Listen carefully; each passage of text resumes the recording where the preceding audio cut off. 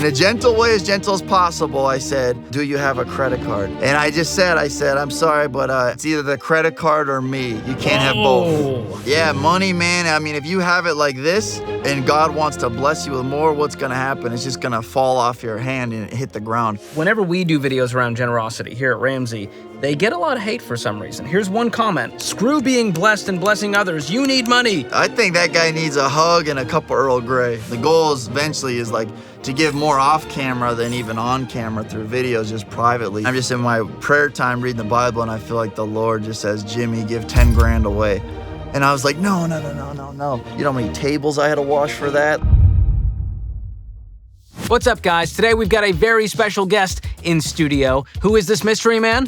Well, the thumbnail gave it away, but it's Jimmy Darts. You've probably seen him in your algo, as we say in the biz, and he's been surprising strangers with random stunts of kindness for a long time now. And today, we're gonna dive into his view of wealth, generosity, and why the heck he's been giving away all this money. Let's get to it. Jimmy, welcome.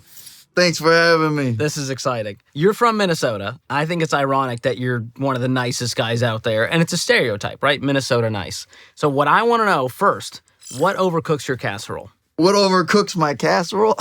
I don't know much about food, cooking. I'm kind of a, frozen pizza kind of guy. Oh my God, this is how nice my he is. grandpa claims to have invented the first frozen pizza in Minnesota. That's another story. I honestly don't know if it's true or my grandpa started losing it at the end of his life. We got to get to the bottom of this. Yeah, he's gone now, podcast. but R.I.P. R.I.P. Wow. He had the same name as me, Jimmy, so if you're watching upstairs, hello. That would be amazing if they're up there and they're going, hey, let's check out George Camel's YouTube channel. I mean, why not? I love that. Yeah. Well, here's what I meant by that. What gets you flustered? You're such a nice guy, always happy. Like, what does it take to really push Jimmy's buttons? If something was to upset me, I think we need to ask your wife. I would say maybe not enough cream in my coffee. I like it to where it's like basically drinking straight half and half. Okay, that's how you anger a Minnesotan. Give him more cream. Don't try that at home. Don't cross Jimmy Darts. I wouldn't dream of it. So for those that are watching who are going, okay, Jimmy Darts, I've heard of this guy. How do you describe what you do? What I do is I basically go around the country and I just go up to different people in parking lots, at Walmarts, at gas stations, and I'll just think of a challenge. So I'll think of like, man, my car's out of gas. Like, can someone give me $5 to fill up the tank? Or I'll go knock on a door and say, hey, I'm so sorry. Like, I need a jacket. I'm like freezing. And the first person to help me, I give them usually like $1,000 or $500 for their kindness. And then if the video, people see the video and really want to help, we'll put up a GoFundMe, and then I'll go back to that person, meet up with them, and I'll usually surprise them 24 hours later and say, the internet saw how kind you were to me, and we want to give you $50,000, $100,000. Wow. And it's just crazy because a lot of people are struggling and have different circumstances, Yeah, that's life-changing money. Yeah. What's the most you've given away in a single day or to a single person? Over 100,000, 150,000 or so. And then do you keep track are you tallying with the crew of like, hey, here's how much we've given away over time? Yeah, on GoFundMe, we've raised over, $1 million for people, so. You've had amazing success, a lot of views, 1.5 billion on YouTube alone. How did this all get started where you found this sort of niche of like, this is who I am, this is what people need, and people will gravitate towards this? Yeah. I was like a missionary in India, in Brazil, in Australia for a little bit when I got out of high school. So I went around just praying for people. I was with like a Christian organization doing stuff. And then I got back to the States and I was like, dang, it's now time to get like a real job because I'm no longer on the mission field doing this. I'm back in the U.S. And that's when I was just like reading my Bible on this mountain. I say mountain. It was more of a steep hill. This is poetic. It was a steep hill. Mountain sounds a little too cool, but so I was up on this hill and I was just reading my Bible and I was like, God, what should I do with my life, essentially, And I felt like he said, ask people for help. And then when they help you, change their life. And I was like, what? And he's like, yeah, I want you to go make videos, but this time do it for me. Because I used to do like party videos and crazy videos when I was younger. And so the first one I did, I was in California and this family was crossing a sidewalk. And I was like, I don't know, I'm going to ask them for like something to eat. I said, can I have something to eat? And they whip out like a burrito out of their backpack. Wow. Yeah, it was like half eaten or something, but it's all they had. And I took it. And then they gave me a couple bucks. And at that time, I was only giving away $100 because that's all I really had. And so I gave them $100 and they were just overwhelmed with emotion passion from that. And then I was like, how can we help them more? And so I was like, I wonder if I put like a GoFundMe up in this video.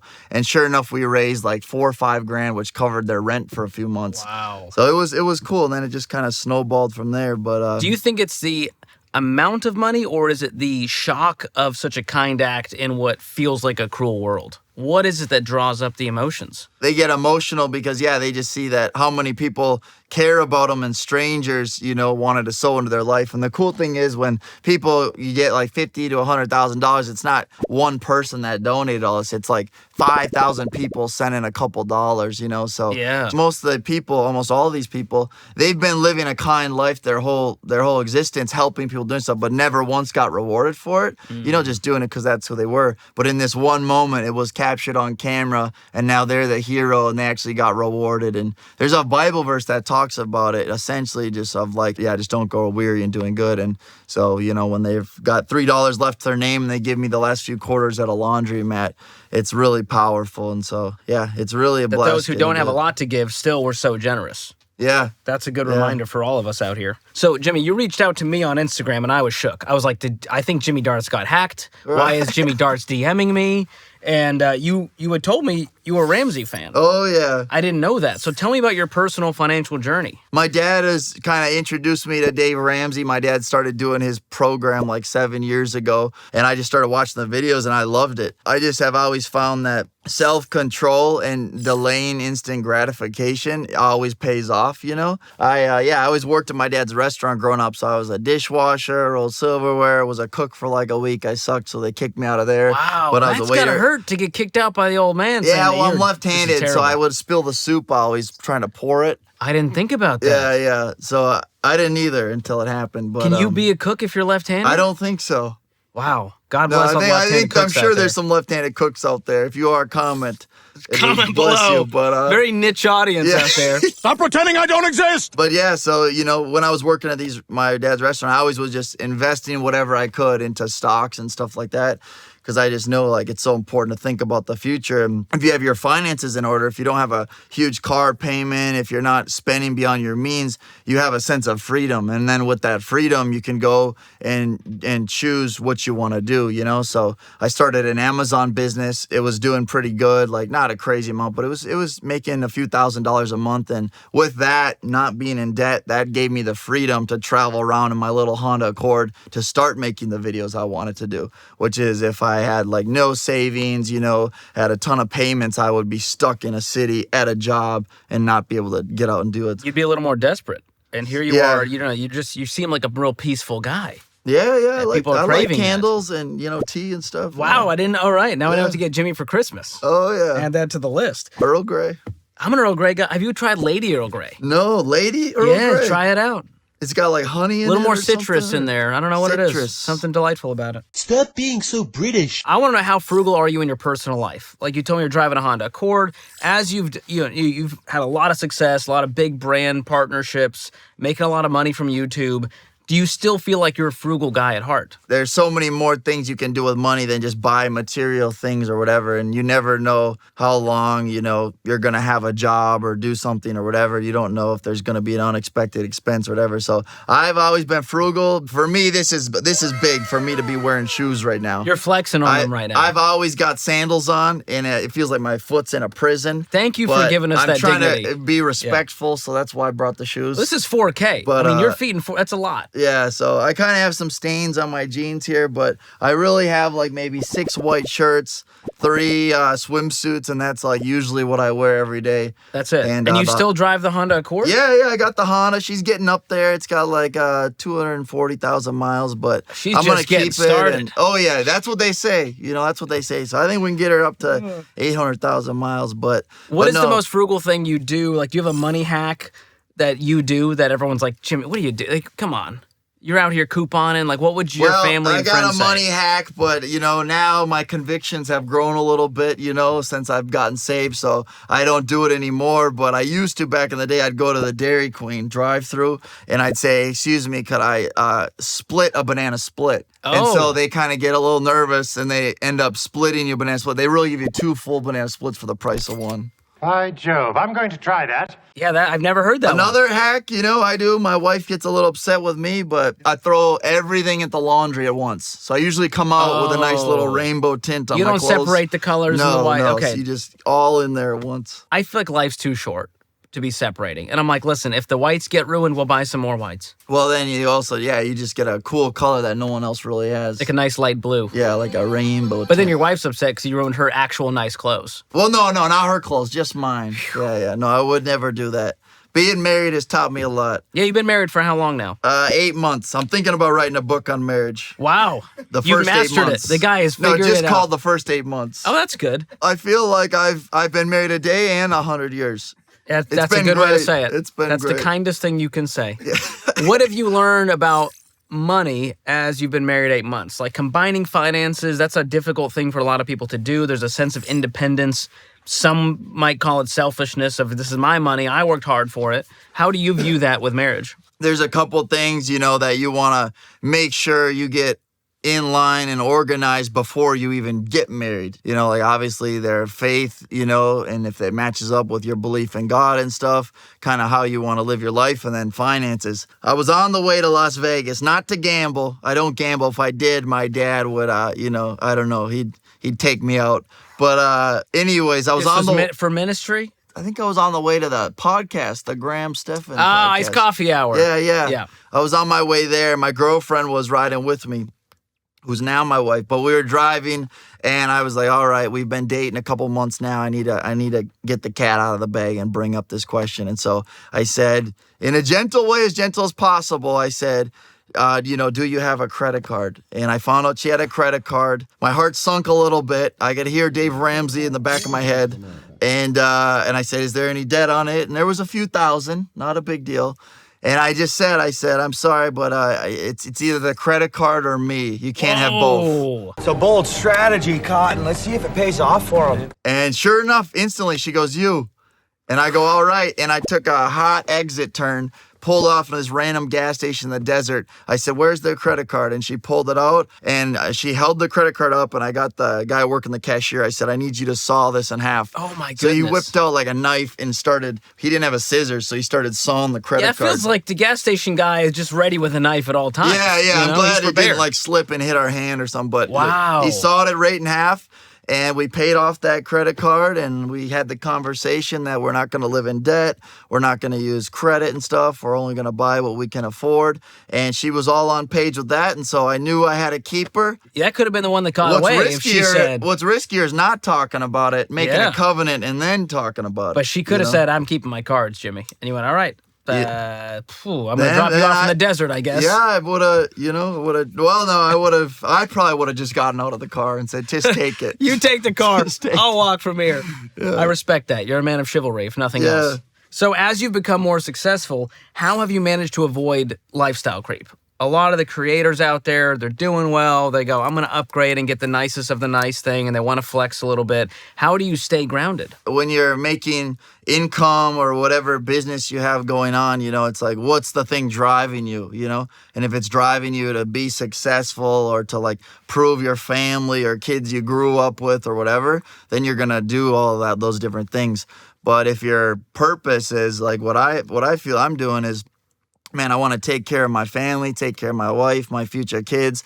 I want to save up as much money as I can without spending it on dumb things so I can use that stuff to, donate and, build 50 wells in a country or take my family on a mission trip or, if someone at the grocery store needs a car, buy them that car. And the goal is eventually is to give more off camera than even on camera through videos, just privately. So, and I just love what Dave says where it's live like no one else so you can give like no one else. It's hard to, if you only have $5 to your name and you've got a neighbor that has some crazy medical bill pop up, it's hard to cover that if you only have $5. Yeah. You can be generous with little, and that's a great place to start, but being able to steward money. What's the thing that you're like, man, this was a bigger spend for me, but it was worth it? A trip? Was it a mattress? Yeah. What's the thing that you're I like a good plate of risotto. Oh. Yeah, That's the big so if splurge I'm in a for Jimmy. city and there's some risotto, I might eat the risotto and pound 7, 8 Arnold Palmers with that risotto. Some places you'll get it free refills, but if you don't, that bill could creep up there. I'm learning a lot. Yeah. Tea, candles, and risotto.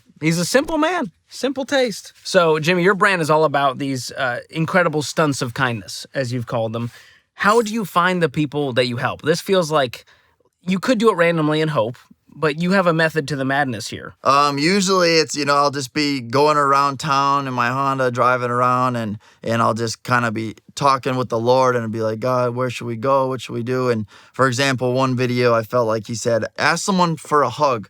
And the first person to hug you, give them $500. So I drove around town.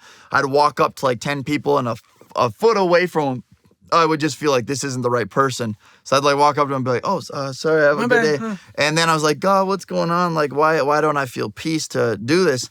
And then I was driving home, the sun was setting, and I saw a guy on a bike, and he had like just got done working. He had paint all over, and I just was like, that's the guy. Asked him for a hug. He stopped his bike with his feet because his brakes didn't work on the bike. Wow. And he gives me a hug. His name was Jose, and sure enough, I give him $500, and this grown man just starts weeping profusely. And I'm like, what's going on? He goes, today at work, the boss paid everyone except for me. Me and Jose ended up becoming really good friends, and we raised like $50,000 for him. Wow. And he was able to be reunited again with his family in El Salvador and stuff. So sometimes I'll hear of someone really amazing, go try to find them. Other times, I'll just be driving around with the Lord, and just if I see an interesting situation. Show me an opportunity. Yeah. That's what I love. A lot of people, they want to be generous, but they're worried about their own world. They're worried about their own bills. And so part of following the Ramsey plan, getting out of debt, having margin to give, it allows you to look up for those opportunities. Yeah, money, man. I mean, if you have it like this and God wants to bless you with more, what's going to happen? It's just going to fall off your hand and hit the ground. But if you're like this and you're generous giving, he's like, oh, George or Jimmy or whoever this is, I can now bless them with more because I know they're not have idolatry in their heart and they're greedy over money, so he can keep blessing them. And I found this lesson out very early. I'd been working at my dad's restaurant, investing like every dollar I made. And so I had around like $20,000 in like a mutual fund that I had stored up. And I was just in my time with God, like doing everything right, investing, being smart, not buying stuff. And I'm just in my prayer time reading the Bible, and I feel like the Lord just says, Jimmy, give 10 grand away. And I was like, no, like that's just my internal voice. That's not God, And then a day later, I just feel it again, give 10 grand away. And I'm like, no way. Like, you know how many tables I had to wash for that? Like, that's like 600 tables and whatever. You're doing the math of what it's going to cost. I was like, I just worked this whole summer for no point, You get a realization, like, why did I choose to follow God? Did I choose to follow God for like fire insurance so I didn't go downstairs when I die? Or did I really, get encountered by the gospel and want him to be Lord over my life? And if that's the true answer, then he has to be Lord over your life, and you have to trust him. And Lord over your money. Yeah, God's either not real or he is real. And if he's real and he sees you being obedient to him, he's not going to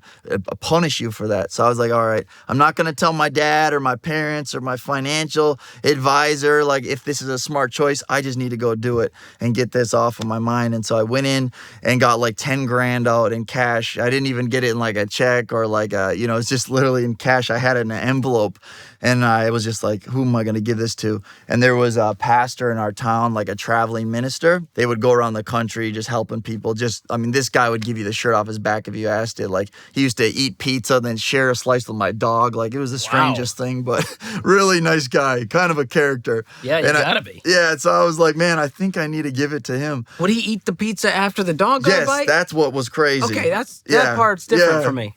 That's too much information. But anyways, this guy, I go up to him. I'm like, hey, I got something for you. So I say, hey, I just want to bless you with this envelope. And I said, you're awesome. Don't ever thank me for this. Don't ever call me. And please don't tell anyone. Just have a good day. And, because the Bible talks about, like, don't let your left hand know what your right hand's doing. Like, I didn't want to sound like a hero for doing this. So I never plan on sharing this story ever, or bringing it up. Well, I run into the guy like 5 years later, and he goes, Jimmy, did I tell you what happened? And I go, no, what happened? He goes, that envelope you gave me, I thought it was a thank you card. So I had it in my house just sitting there for like a week. And then I ended up looking and it was full of cash. That's a thick thank you card, my guy. Yeah, so he started counting it to his wife and she's like almost passing out and they realized it's 10 grand. And so they're like, we call it the bottomless envelope. And I'm like, what? He goes, yeah, we ended up going around the country. We would see someone getting gas, give them $100. Homeless guy needed food, give him $100. They would go around giving money away. And whenever they did that, random people would come up to him and give him more money to put in it. And so it's like still full to this day. Because I thought my blessing was just for him. But then to know it blessed like 60 other people was crazy. Ripple effect is wild. And so that's what I tell people all the time. I'm like, man, don't be discouraged. Like, you know, when I make videos, I see the impact because people will comment and be like, this changed my life, this and that. But if you're someone that's not making videos and stuff and you bless someone at a grocery store or say hi to someone, like you'll probably never see him again. But in eternity, you'll see the effect you had on people and the ripple effect will be absolutely crazy. And so, but that really taught me a lesson because I was so scared to give away like half my bank account. But after that, I had been failing on Amazon month after month, almost gave up. And after I did that, my Amazon went from making like $500 a month to like $4 grand a month. Whoa. And so then I was able to like full time start traveling and making content. So it was crazy. Incredible. Like God literally saw that and just opened up the door. Obedience. So It yeah. works, man. That's amazing. We've got more to talk about with Jimmy, but first, let's talk about Tello. Tello is one of the sponsors that make conversations like this possible, and they're also a great way to save money on your cell phone plan. There's no contracts, no sneaky fees, and you can customize your plan however you wish. They've got basic plans as low as $5 or unlimited everything plans for just $25 a month. And here's the best part. If you're worried about coverage, don't worry. They piggyback off T-Mobile's towers to give you the best coverage around. And here's the better deal. You can get an extra $5 off your first month of unlimited everything if you go to tello.com/George or click the link in the description below. Another sponsor of today's episode is Delete Me, and they're great for making sure that your private info remains private. That's how we like it. They search thousands of data broker sites, and they scrub your personal data to keep you safe. They do all the work for you, and they send you a report of exactly what they've done and how much time they've saved you. And so far, they've saved me 66 hours, which has given me more time back to binge Jimmy's kindness videos. You can get an extra 20% off by going to joindeleteme.com/George or just click the link in the description below. That's joindeleteme.com/George. All right, back to my conversation with Jimmy. So we see the highlights, on your Instagram and TikTok, the ones that work out. Are there any that don't work out, that fail spectacularly and you go, okay, that was a miss? Yeah. I mean, sometimes I'll go up to someone, I'll be like, hey, can you help me buy this or whatever? And they'll be like, oh, no, sorry, I can't. And then like a minute later, they'll come back and be like, oh, actually, yeah, I totally can. Because they recognize then you? I see that look in their eyes and I'm like, no, this guy definitely knows. And so sometimes that happens, but I'm pretty good at discerning if someone catches on to me or not. Do people recognize you more and more now to where it's harder to pull these off? No. Usually it's, one person or two people a day that'll see me and say what's up or whatever. But no, I don't know, for whatever reason, usually the people I go up to, like, it depends on, sometimes I'll go up to younger people, whatever. But a lot of times I'll go up to people that are a little bit older. And so they're not so much on social media knowing everything. Like if all I did was go up to 20-year-olds, it probably wouldn't It'd be work. harder. Yeah. Wow.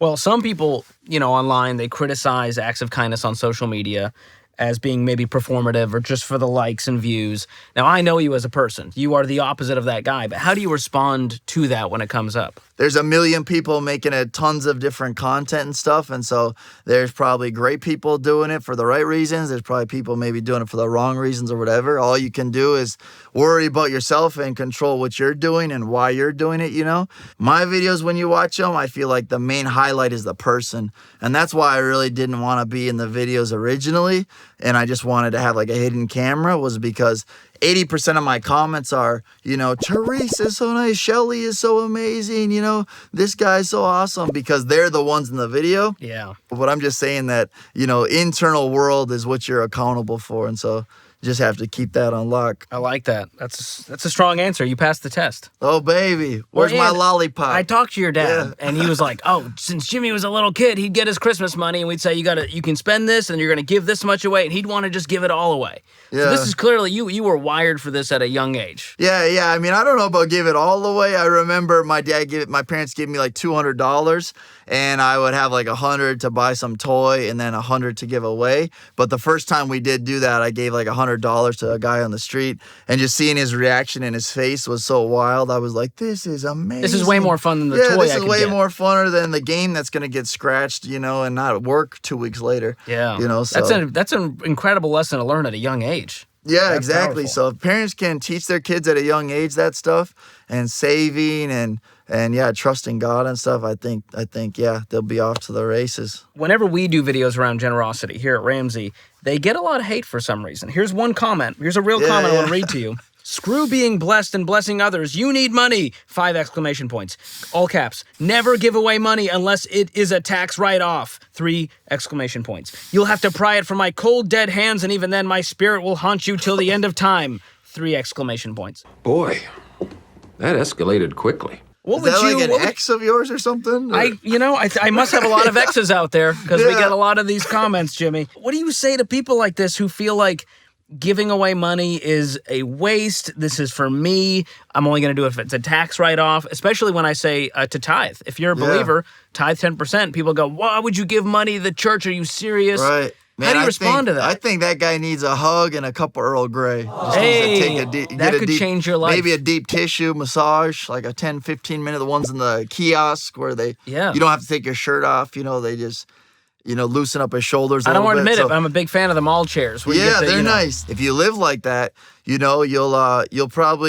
have this, organized life, but you're never probably going to experience the supernatural grace and power of God, like blessing you where you're like, this is out of my control. Like, where did this even happen? If you're wild and generous and in a smart way, and do that, I think that It's a better life. yeah, it's a better life. It makes it fun, It's like, when would you want to go on a roller coaster that's just a straight line? It's like, I could go on the highway and do that, You got to have a little excitement. Well, people have a very finite view of money. If I have less, someone else has more. And I love the way Dave Ramsey talks about this, where it's like, it's not a cake where there's a slice missing. It's a candle to where I can light someone else's and I still have my flame. Yeah. And I think that's a beautiful way to sort of envision wealth and money and generosity, because it's a big principle here at Ramsey. Yeah, it's one of the only things in the Bible where God actually says, test me in this. He's like, test me in your generosity and giving and watch what I'll do. So you can actually be generous with the worst heart posture for the most selfish reason or whatever, but it's actually like a principle on earth that it will come back and it will return, like from what I experienced as a little kid, and just knowing that, when you give, you'll never have lack, but God will provide. How do you avoid the mentality of this transactional view of generosity, where people go, well, Jimmy said if I give some money away, I'm going to have this amazing life and get my dream job and be a multimillionaire? Yeah, it's not a microwave. It's like a farmer planting seed, So you don't go plant seed and a week later you're like, oh, we got a carrot or, some corn. It's like you plant and months later. And a lot of times when you're generous, it doesn't mean it's going to be a 1-for-1 ratio where I gave away $10, now I got $20 back, or my $10 returned. Like, it can look like a multiple of things, So, for example, I'll meet my wife at the most random place and I'm like, this woman's from heaven. And I'll be like, dang, maybe, when I chose to live in purity for the last 6 years and to not sleep around and do this or whatever, God led someone to me because of that. Or maybe, because I managed my finances well in private, that's why I got this crazy job interview that popped up, So it's not like a 1-for-1 thing. I think if you live generous, great things will happen. That's a beautiful way to put it.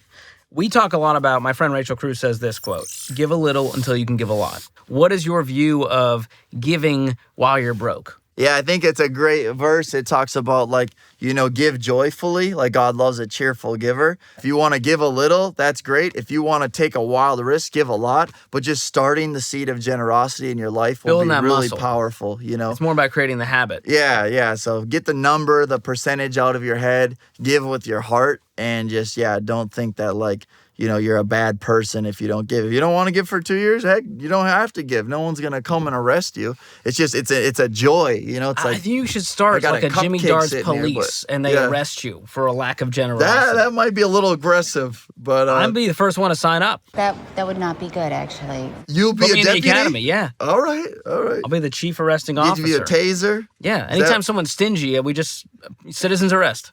I love it. You do the kindness test, we You should just do lock the them anger in test. that debt-free scream room. Yeah. Have you ever tried the anger test, where you go see who has the most instant road rage? Because that's who really needs the hug, Jimmy. Yeah, well, I thought about launching a clothing brand called Mean People Need Hugs. Oh, But then I like I thought about it, and I was like, that could leave a lot of black eyes out there if the people are hugging the mean people. I've always been scared But to hug the road guy. rage, I am shocked about road rage. I'm a decent driver. I'm not the best driver, but I'll say, living in California, I probably get maybe 5-6 middle fingers thrown at me a week. If only they knew they were talking to, our generation's Mr. Rogers.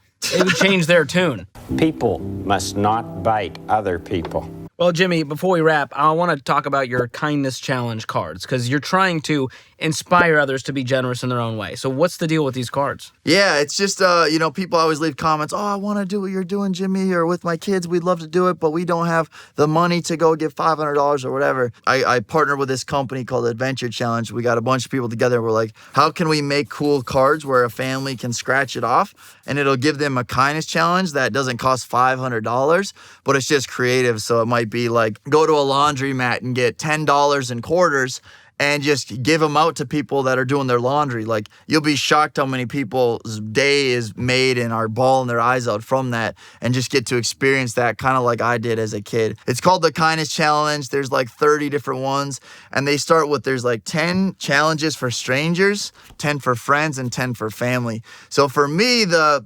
stranger one is the easiest because I don't really get nervous around strangers. But if it's like call your second cousin you haven't talked to in a month on FaceTime and like tell them why you love them, my heart might be beating out of my chest. That's much scarier. So if you get through all 3 levels, like, it's going to grow you a lot. It's going to be really powerful. So it's called the Kindness Challenge. It's cool. Give it a look. You're always doing kind things for other people. What is a kind thing we can do for Jimmy? Oh, my heart beat. I thought you had like a Toyota van for me outside. And Jimmy, outside, oh, dang. you get to have Dave Ramsey's car. He doesn't know yet, so don't tell him. I'm good with the Honda, but... What is the thing that really means a lot to you when someone does this thing for you? Are you an acts of service person or what? We went to the game yesterday. I was happy you came. I'm a Vikings fan now. He supported my team. That meant a lot to me. All I knew was cheer when Jimmy cheers. When Jimmy's happy, I'm happy. So like you said, I'm a pretty nice guy. I like to be kind, but you did see a little aggression come out, at the game. I did have a little savage comment for the family in front of us.